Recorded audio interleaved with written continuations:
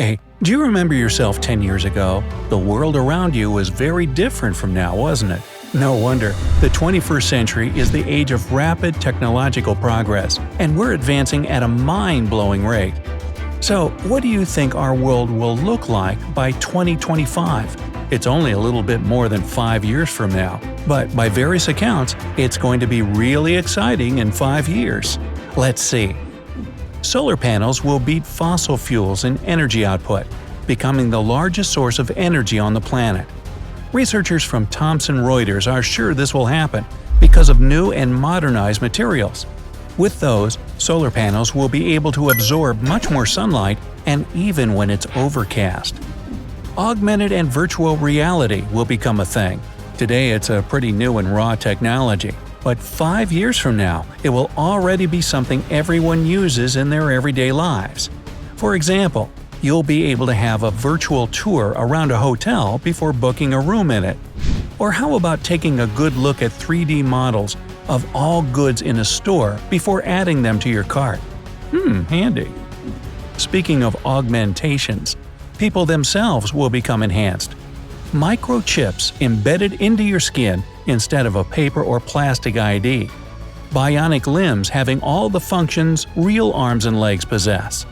Implants improving the work of internal organs, you name it. By 2025, all this and more will become available to the masses, and from then on, it'll only get cheaper and more popular. The problem of traffic jams will either be solved altogether or very close to it. With the growing demand for driverless cars and even flying cars, I can't wait. The human factor will decrease dramatically. And since it's the main reason why traffic congestion even exists, big cities will finally enjoy relatively free roads and we'll all be able to get things done on time. Can't wait for that. By the way, gasoline fuel would become a fading memory by 2025. Electric and hydrogen-powered vehicles will push gas-powered ones further and further out of the market. Also, solar-powered cars will probably emerge, gradually replacing all the rest. Just imagine, a car that only requires sunlight and some time to charge before you can go wherever you please. No more running out of fuel in the middle of nowhere. The Internet of Things, or IoT, will be omnipresent. Smart homes, smart offices, whole smart buildings, literally everything will be connected with everything else, separated only by closed internal networks. Living alone yet coming home from work with a hot dinner and a clean house will become a reality. Everything will be done automatically, following just a few flicks of your finger over the smartphone or tablet screen. The Internet will become truly global. Today, only 3 billion people in the world have constant access to the web, while the other 5 billion have either limited access or none at all. Several large companies like Google, Facebook, and SpaceX are already working together on a project that will bring the Internet to everyone on the planet at speeds over 1 megabit per second. By 2025, it will surely be implemented. Artificial intelligence will make a huge leap forward. In 5 years' time, the AI will not only be able to answer simple questions and follow your commands, but it will also become deeper and more inquisitive itself. It'll probably even be able to talk to you. Not like Siri does today, but rather like Tony Stark's Jarvis. In short, it will become everyone's ultimate helper. Medicine won't stay where it is either. Even now, more and more advancements are made in this crucial field, and in 5 years, doctors will find solutions to the most important issues we're currently facing. These include a cure for cancer and AIDS, diabetes, Alzheimer's, and many other conditions that have plagued humans for a long time already. Of course, it's not as easy as it sounds, and it won't be cheap at first. But the main thing is that answers will be found, and the rest is a matter of time. Human genome will most probably be cracked, and only ethical issues will remain before genetic modifications of people become available. With those, we'll be able to get rid of pretty scary genetic conditions in children even before they're born. Scientists all over the world discuss this possibility even today. So, by 2025, the question should have a definite answer. Plastic will finally become a thing of the past. The same Thomson Reuters report I told you about earlier says that by 2025, biodegradable materials based on cellulose will replace plastic packaging for all purposes. No more littering the soil and the oceans. We'll be making a huge step towards a greener planet. And the new material will feel like plastic, by the way, so you won't even notice the difference. A little bit of sci-fi for you. Teleportation and time travel won't be a myth any longer. Scientists have recently discovered that quantum teleportation is possible, while others made an experiment where particles return to their previous state, making it seem like time traveling for them. The researchers stress that quantum experiments can't prove that these things can actually be repeated in the material world. And of course, we won't be able to go to the past or teleport around the world in 5 years' time. But the concept itself will become more real either way. With genetic modification becoming commonplace, modified crops will be grown indoors. Changes to the plant's DNA will make them more resilient and less prone to failure, while at the same time increasing the yield. The times when GMOs were up for debate will have long since gone, and everyone will be able to literally taste the progress. Robots will take over the most menial jobs on the market, making humans turn their attention to more intellectual tasks and opening new opportunities for avid learners. Everything that can be done by robots will not require human assistance any longer. However, in some spheres, these robotic workers won't be completely autonomous. They will have to be manipulated by people either directly or by programming them to do the required stuff. That will open up new jobs, so no need to fear that robots will take away from us and add to the unemployment rate. Speaking of learning, acquiring new skills will be much easier in 5 years than today. With the development of AR and VR, of which I told you earlier on, even the most practical skills will stop needing your actual presence in the room with your teacher. Want to learn how to drive a car? Here's a simulator right in the comfort of your home.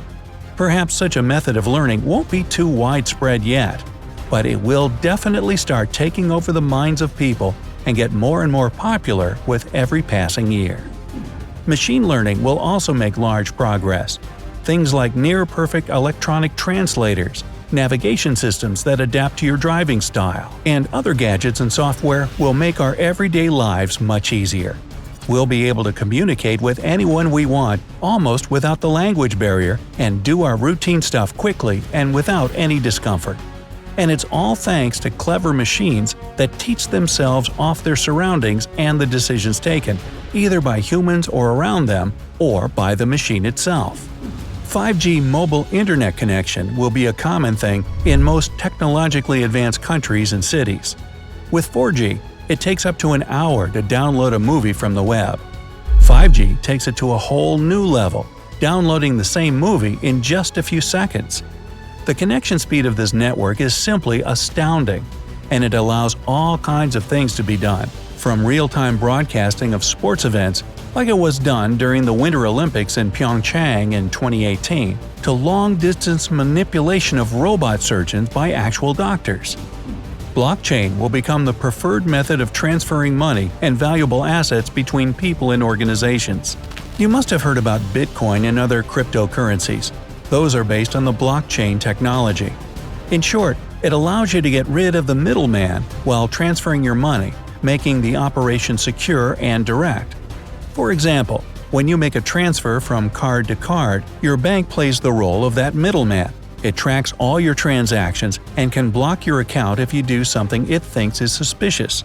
With blockchain, nobody but you knows of your operations, which makes it pretty awesome.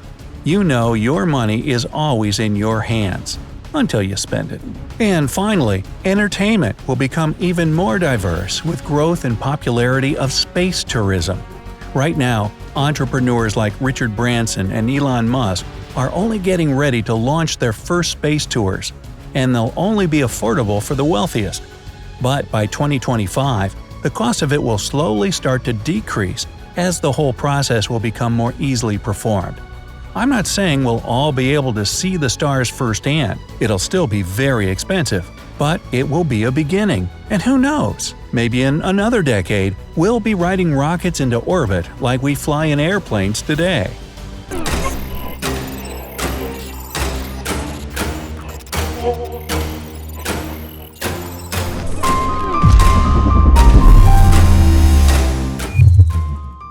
Now consider this.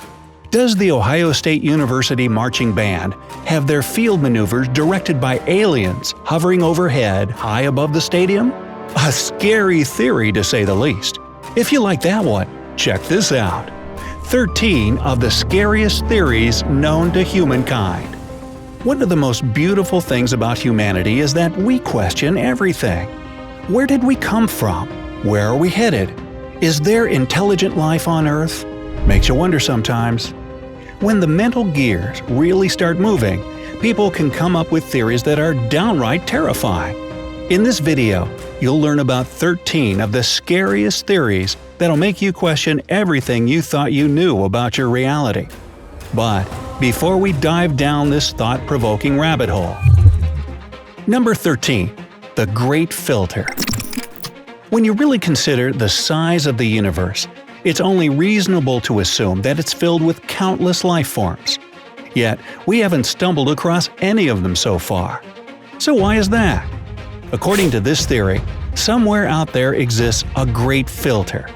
The main purpose of this filter is to stop those civilizations that advance to the level of star colonization. If we suppose that this idea is true, there are 3 possible scenarios for humanity. A. We're unique because we've passed the Great Filter. Other civilizations haven't managed to do this. B. We're among the first potential colonizers. Before, the conditions in space were too harsh for life forms to leave their home planets. In this case, chances are that we'll soon encounter aliens. C. We haven't reached the level of technological development that's advanced enough to pass through the filter. Consequently, the trial is still ahead of us. Number 12. Higher dimensional beings. Let's imagine something pretty bizarre now. 2D people. Obviously, if you stared at them from a certain angle, like from the top, they wouldn't ever spot you. They'd live peacefully in their 2-dimensional lives without any suspicion that someone's watching them from above. And now, imagine something even scarier. What if a 4D being was looking at you from their 4-dimensional world? Just like a 2D person, you wouldn't be able to notice this creature in your 3D world. You could potentially interact with a 2D person if you found the right angle. In the same manner, a 4D life form could talk to you. Unfortunately, even if these higher dimensional beings exist, they seem reluctant to make contact with the human race. Number 11. False vacuum. This scientific theory says that our universe exists in a false phase state, which means that it's just a temporary thing. What's more, it's only a small part of a larger universe. Let's say this bigger universe is a pot of boiling water. According to the false vacuum theory, the universe we live in would be just a tiny bubble on the surface of the water. But this can't go on forever. One day, perhaps in billions of years, this false vacuum will eventually burst, and then the visible universe around us will instantly vanish with a pop, without any preliminary warning. And what that means for humanity, well, you can probably imagine. Number 10. We're living in a black hole. Now, you're probably aware that a black hole sucks in everything around them. But what happens to the stuff it engulfs? What if a black hole already swallowed us up long ago? Surprisingly, some physicists deem this theory pretty plausible. According to Dr. Nikodem Pawlowski, a theoretical physicist at the University of New Haven, everything that a black hole sucks in may turn into a new universe inside the hole or on the other side of it. Who knows? Maybe that's how our universe was born and where it's currently located. Ooh. Number 9. White holes. Now, the theory of white holes is closely connected with the previous idea. While black holes engulf all matter so that even light can't escape, white holes are quite the opposite. These formations are believed to spit out everything that black holes suck in. In other words, a white hole is a hypothetical area of space-time that nothing can enter from the outside, but light and matter can escape from it. It's vice versa for black holes. You can only enter one from the outside, but can't get free afterwards. Number 8. The multiverse theory. You may have heard of the existence of a parallel universe. In that place, everything seems the same, but is in fact quite different. The multiverse theory takes it all one step further and claims that there might be countless other realities beside our own. Now, according to this theory, we live in a bubble that's just one of many other bubbles. They constantly pop up and vanish, not unlike soap bubbles. And who knows? Maybe in one of these universes, dinosaurs still roam this planet. Number 7. Brain in a vat. This idea has provided the groundwork for a number of thought experiments. Just consider the following statements. The origin of consciousness is the brain.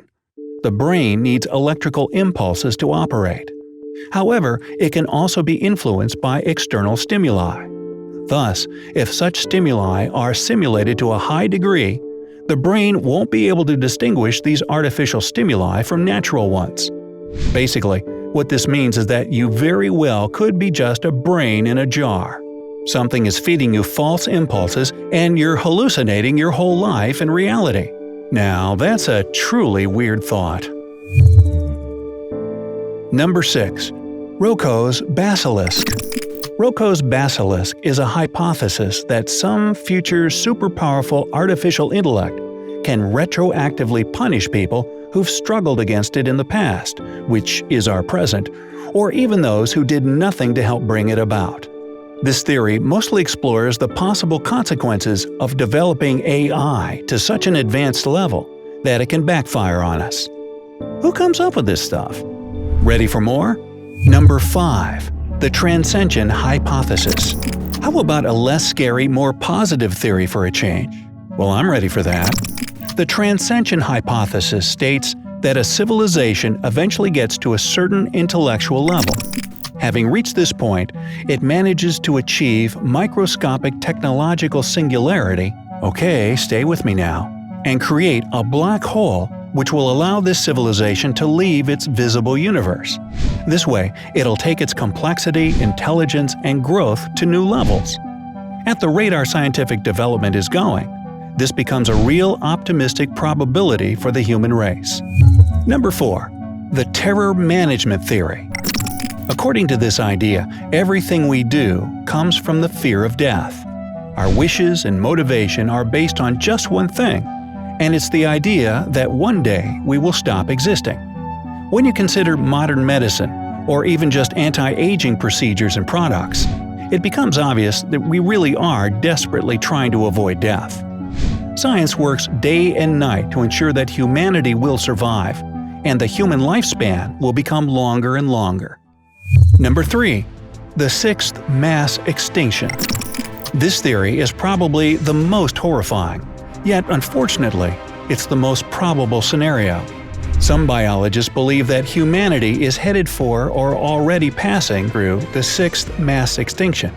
It has to do with how overpopulated our planet is. In the 18th century, there were about 1 billion people on Earth. But nowadays, just a couple hundred years later, the number of people on this planet has exceeded a whopping 7 billion. If nothing changes, the outcome will be unavoidable. Basically, humankind is due for a tragic demise. Number 2. The Fermi Paradox. This idea explains why we probably wouldn't recognize an advanced alien civilization, even if it came up and bit us on the butt. This civilization could be so advanced that humans would never understand their ways. As a result of our dumb simplicity, this technologically developed race would never try to come in contact with us. After all, you don't pay attention to ants, do you? It's kind of like how ants don't realize that a highway you build near their anthill is what it is, a means of connecting distant places. We couldn't even fathom the complexity of this civilization, and they, in turn, couldn't be bothered to enlighten us. Number 1. The Simulation Theory. Now, according to the simulation theory, we all live in an incredibly complex computer game. Yep, nothing less than that. It's likely that either humanity in the distant future, or any other technologically advanced alien civilization, has created or will create numerous computer simulations. And while the number of these simulations was, is, and will be almost infinite, chances are that we're living in one of them right now. So imagine that everyone in the world has decided to skip the next 10 centuries. The entire population of Earth goes down to specially built underground bunkers, and everyone settles into their comfortable beds. The last person awake sets the alarm clock for 1,000 years in the future and closes their eyes. The millions of robot helpers, which the people say goodnight to, are going to stick close to their sleeping masters. They'll monitor their condition and observe what happens to our planet. So the people don't leave anyone behind to look after our civilization. Their homes and offices in all of the world's cities are handed over to nature. Already, after just one day of sleep, power plants all over the world begin to shut down. The lights of the cities go out. Now there's no TV or internet. The only bright spot left on the planet is Las Vegas. It's powered by a hydroelectric power plant that can keep going unsupervised for quite some time. But there's nobody left to party there, and the neon lights shine down on empty streets. A week later, raccoons start to appear in people's homes. There's no one to scare them off. So they climb in your trash can and help themselves to your fridge. In fact, now they basically run your house. A domestic animal would have struggled to keep going without people for even 1 week. But fortunately, everyone took their pets down underground to snooze with them.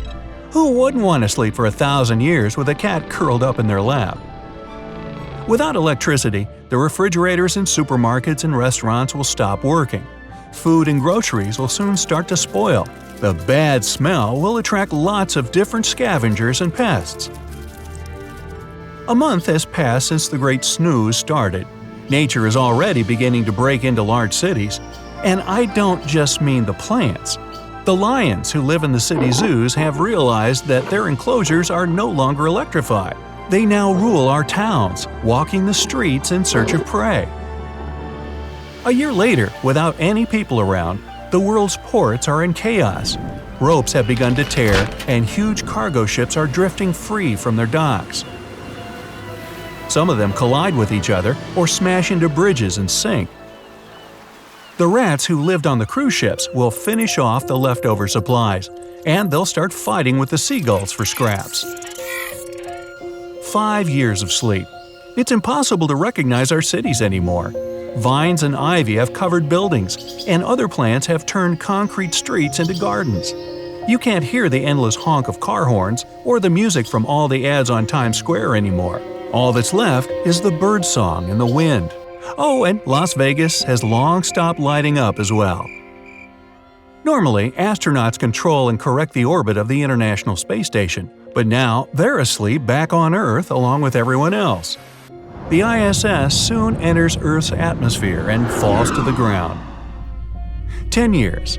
Everyone's already had an incredible amount of dreams. But the real world is changing rapidly. The dams and hydroelectric power plants near big cities are starting to collapse without humans there to maintain them. The water breaks through and floods people's homes. Water levels are rising, and new inhabitants, fish, are appearing in our cities. Within 30 years, we'll lose London and Amsterdam. They were built on marshes that were kept dry by drainage systems. But now nature has got the upper hand, and the streets slowly start to sink. From time to time, our vacant world sees big fireworks displays. No, nobody's celebrating anything. The problem is that forest fires get out of control, and sometimes they reach old warehouses full of these things. The results are quite impressive, but there's no audience to watch them. If you look up in the night sky, you might see a meteor shower. But this time, it's not caused by rocks from outer space, but artificial satellites that have begun to fall down to Earth without humans to guide them. There's a lot of them burning up in the atmosphere. Surprisingly, 50 years after everyone in the world went to sleep, you can still hear human speech. That's thanks to the parrots that are old enough to remember us. Plenty of the ones we used to own are still alive, and they repeat some of the phrases we used. 100 years of sleep. Humanity is still only 10% of the way there, but the world already looks as if we all disappeared centuries ago. Corrosion, along with earthquakes, is destroying some of our greatest achievements. The Golden Gate Bridge and the Brooklyn Bridge have collapsed. Big Ben, Burj Al Arab, and other iconic buildings will be left ruined after a century. Even incredible works of art like the Mona Lisa will begin to disappear right about now. Microscopic bacteria begin to eat the timeless painting, and then they're joined by insects that find a way into her protective glass box. In 150 years, almost a third of all the world's skyscrapers will be destroyed. The roads that passed over subway tunnels will collapse. Washington will gradually disappear, and Los Angeles will become a real savanna with lots of elephants walking around. 300 years of sleep. All the storage devices that people once used to save information will be damaged beyond repair. Without flash drives, CDs, or paper records, human history and culture will be lost. By that time, almost all the cars on Earth will have been destroyed by corrosion, but their flat tires will continue to decay for centuries to come. The Tower of Pisa leans over a little too far and oops! 500 years of sleep. There are very few buildings left on the planet. The Statue of Liberty has been destroyed. Washington has become a swamp, and LA is a desert. The ruins of Venice are completely underwater. And here comes the finish line. Our planet has lived without human activity for exactly 1,000 years. Our big cities are just green-colored ruins. Most buildings are almost indistinguishable from piles of concrete trash. But amazingly, some structures that were built thousands of years ago will still be intact. The pyramids of Giza and the Great Wall of China still stand. The only surviving technology ever made by humans will be the moon rovers. There are 7 of them made by different countries still intact on the moon. In fact, the lunar and Mars rovers will still be around for more than 1 million years and hardly suffer from any corrosion. They might end up being the only proof that our civilization ever existed. And then the alarm clock finally rings. The people wake up and have a good stretch after so much sleep. Their bunkers have maintained the perfect climate, and they have everything they need to support life. People go up to the surface to see what's happened to their world. Of course, everyone knew that the planet would be taken over by nature when they went to sleep. Now they face the challenge of building everything again. They have enough technology and knowledge left in their bunkers to do just that. But why did they go to sleep for 1,000 years in the first place? Well, humanity agreed that it was time to let the planet rest a little. The atmosphere, the oceans, and the animals and plants are all a little healthier now. The worldwide snooze benefited nature. Wild animal populations are back to normal, and almost all our plastic waste has decomposed. Although there's still plenty of toxic waste buried all over the planet, which will still be around for another few thousand years. And humans have another opportunity to get it right. What will they do with their mulligan? Monday morning. The alarm is ringing cheerfully, and you vaguely remember you've already hit the snooze button, maybe not even once. You force your eyes open into narrow slits and look through the haze at the clock. 5:30. 5:30? You leap out of bed, sleep driven from your brain with an electric jolt. Work starts at 9, and you'll definitely be late already, but you may yet make it before lunch if you hurry. The kids are still asleep, of course, all 6 of them. Rushing through the house but trying to be as quiet as possible, you put on the first clothes you take out of the wardrobe and walk out of the apartment. On the elevator landing, there's already a crowd of sleepy people. Even 8 cabins aren't nearly enough to accommodate everyone in the morning. You take your place at the end of the line and wait. 2 elevators arrive, half full already, taking in about a quarter of the people on the landing.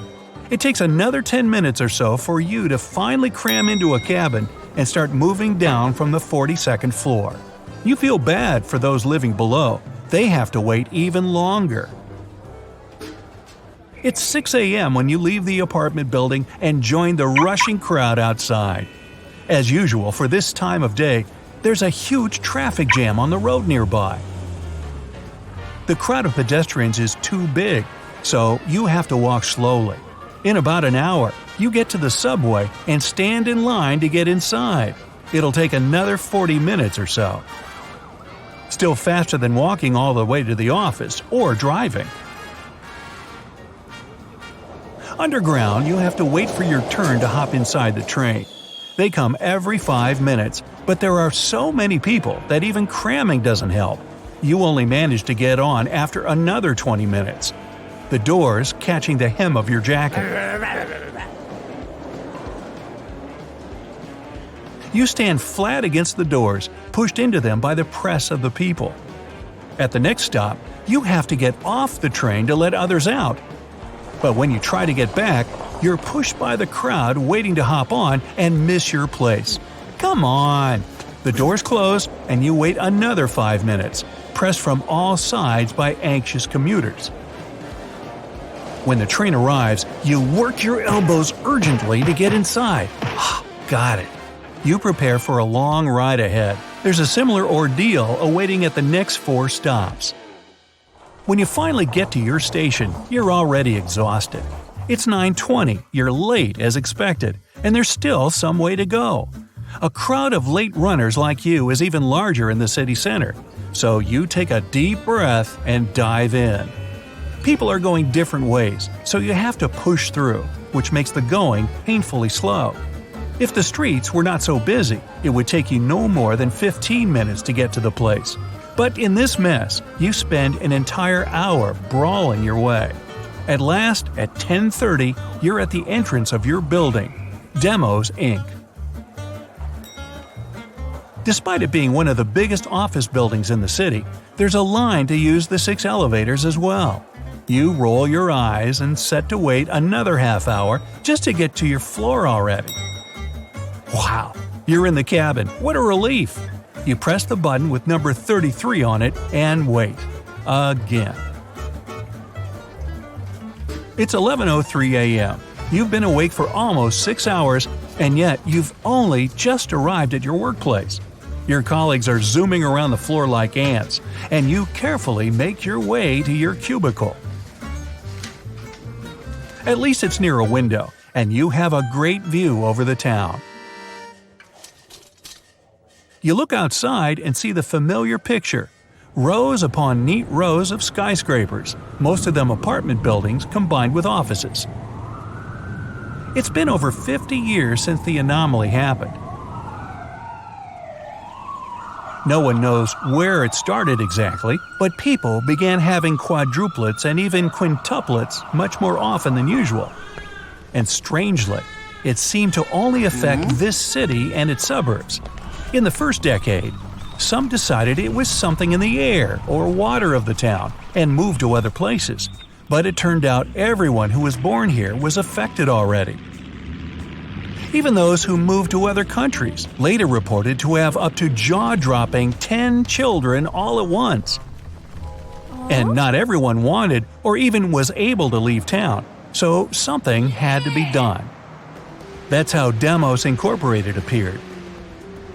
Its mission was to both help the city adapt to the new circumstances and investigate the cause of such a birth anomaly. And the measures taken were drastic but efficient. First of all, the corporation invested into real estate development. Bigger families needed more space to live comfortably, so new apartment blocks were built with more rooms and more spacious interiors overall.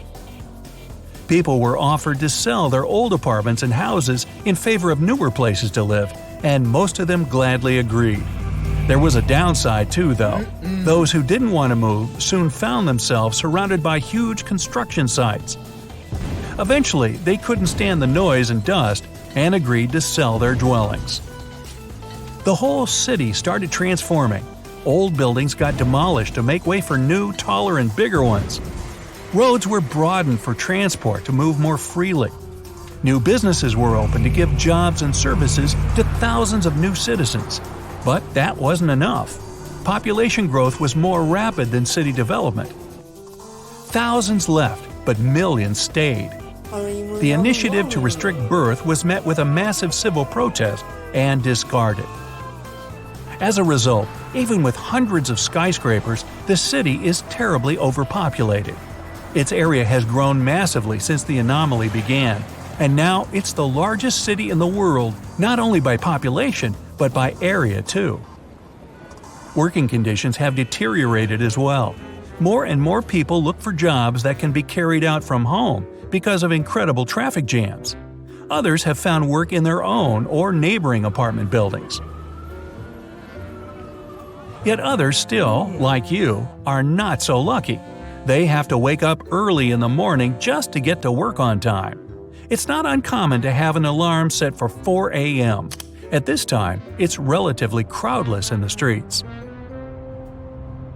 Naturally though, nursing and tutoring have been booming all this time. Since every parent now has at least 4 kids to raise, they accept any help they can get. Single people earn good money babysitting for their neighbors and tutoring their kids of school age. Schools, by the way, have been built at an astonishing pace, yet still there aren't nearly enough of them to accommodate all the children. Parents register years ahead of time for their offspring to get elementary education. Entertainment has been hit hard as well. Numerous new restaurants, cinemas, theme parks have been opened within and beyond the city limits. But ordering a table or buying a ticket is a game of incredible chance. With the city population grown tenfold, you must plan your weekend at least 2 weeks ahead. And even going to the countryside for a picnic is an adventure in itself. First, you have to leave the city. Then, find a spot where there won't be crowds of nature-goers like you. And after you're done, it's a trip back home.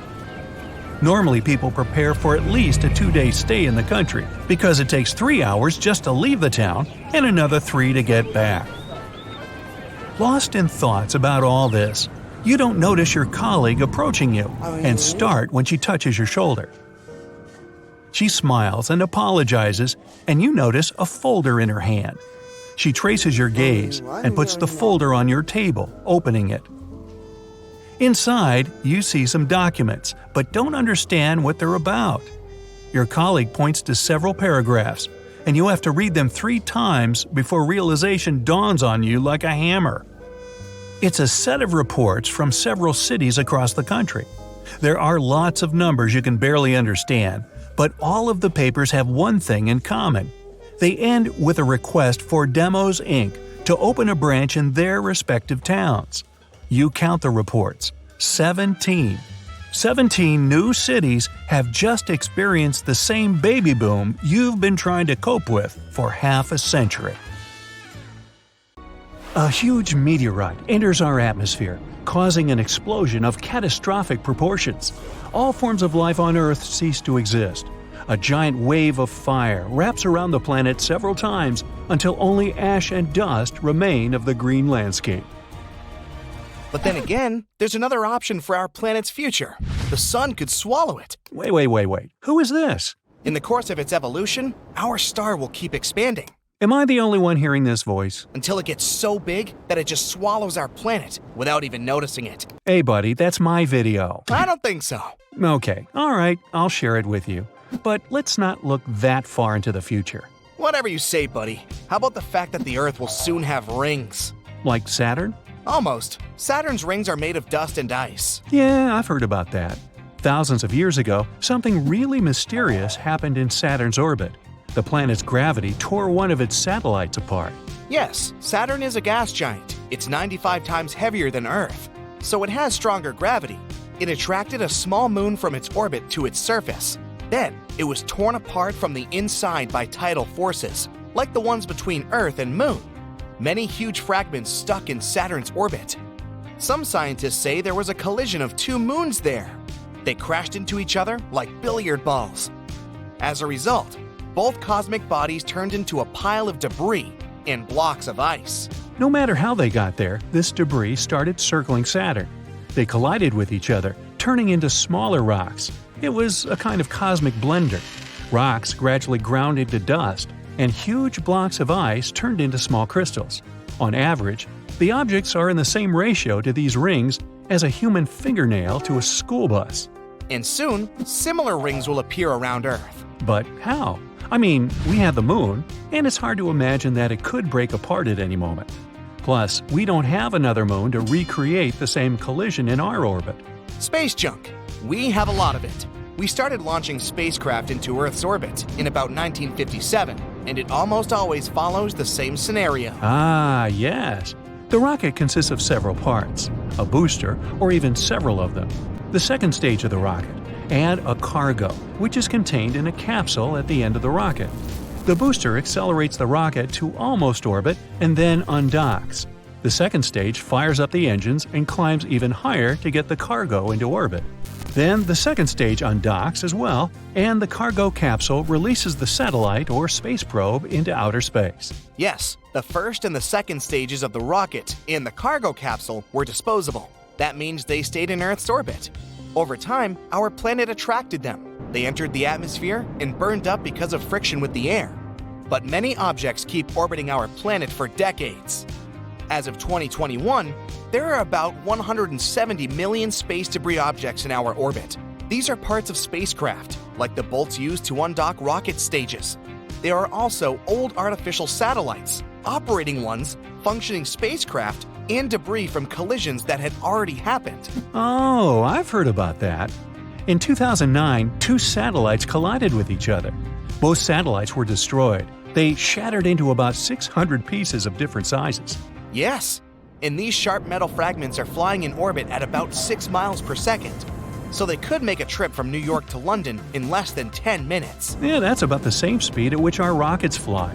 And that's about 45 times faster than commercial airplanes. So these fragments have a lot of energy. As they collide with each other, they shatter and become smaller. Just like the moon debris around Saturn. Exactly. But a bunch of metal debris orbiting faster than the speed of sound can damage our spacecraft, right? Yes. The International Space Station has already turned on its engines to maneuver once to avoid a collision with a cloud of space debris. Sharp metal parts can damage the hull of the space station or even puncture it. Then the ISS, worth about $150 billion, would be destroyed. So, if we keep throwing debris into orbit, we could really give our planet the rings. And then they will be visible even during the day. They will reflect sunlight, just like the moon. And if you look out the window, you'll see beautiful stripes interrupted by the shadow that the Earth casts. It's an amazing view. Do you want to see an even more unusual one? Imagine that our sun has increased in size by 10 times, and that process is happening right now. Our star is a giant boiler burning hydrogen. It's continually heating up, and every billion years, the sun gets 10% brighter and creates more heat. It'll heat the Earth more, and eventually, the oceans and seas of our planet will begin to evaporate. Thick clouds will completely cover the sky, turning Earth into a giant greenhouse. Our home will look like Venus. Looks like humanity will no longer be able to live on Earth. What will we do then? Well, we'll load all the humans and animals into spaceships and move to Mars. At that point, the sun will have warmed it up nicely. Water and carbon dioxide deep in the planet's interior will begin to evaporate and create an atmosphere there. This will cause a greenhouse effect and warm up the planet enough for you to wear shorts there. And then we'll watch the Earth become a lifeless rock with acid clouds like Venus from the surface of Mars. Yep, but in about 7 billion years, the sun will start to expand even more and become a red giant. In this phase, it'll become 256 times wider than it is now. So it will completely swallow Mercury and Venus, and the edge of the star will lie just in the orbit of Earth. So our planet will just drown in the hot plasma on the sun's surface? Maybe. But when a star burns so much fuel, it loses weight, and so the sun's gravitational field will weaken as well. So it won't keep the planets of the solar system as close to itself anymore. Perhaps our planet's orbit will become wider, and then Earth will become the first planet near the sun. Some scientists believe that at this time, Saturn's moon Titan may gain conditions suitable to become a new home for humanity. Then the sun will begin to shed its upper layers. It'll lose mass and gravity dramatically. This will plunge the solar system into chaos. Some planets will collide with each other. Others may just fly away into the far dark space. It would be a game of cosmic billiards. Exactly. And the final stage of the Sun's life is a white dwarf. Then our star will become the size of Earth. The planets that survive won't get enough heat from the white dwarf, and its light will gradually fade over billions and trillions of years. Another challenge that awaits Earth in the distant future has a galactic scale. The collision of the Milky Way and Andromeda. Bingo! Right now, the Andromeda Galaxy is moving toward us at 60 miles per second. You could make a trip around the globe at that speed in just 6 minutes. Yeah, you can already see the stars and gas of Andromeda Galaxy in the night sky with an unaided eye at 2.5 million light-years from Earth. And in 4 billion years from now, the galaxies will begin the process of merging. No one could be 100% sure about what will happen to the Earth. It could be total chaos when the stars and nebulae of both galaxies collide. Then supernova explosions would go off everywhere. Like fireworks. But this is extremely unlikely to happen. The concentration of stars and space objects in galaxies is very low. The distances between them are gigantic. It's like if you took a handful of sand and scattered it all over the planet. The most likely scenario is that by the time the two galaxies do collide, there will be no liquid water on the hot surface of Earth. That would mean the end to all terrestrial life. Scientists believe it can happen in about 3.75 billion years.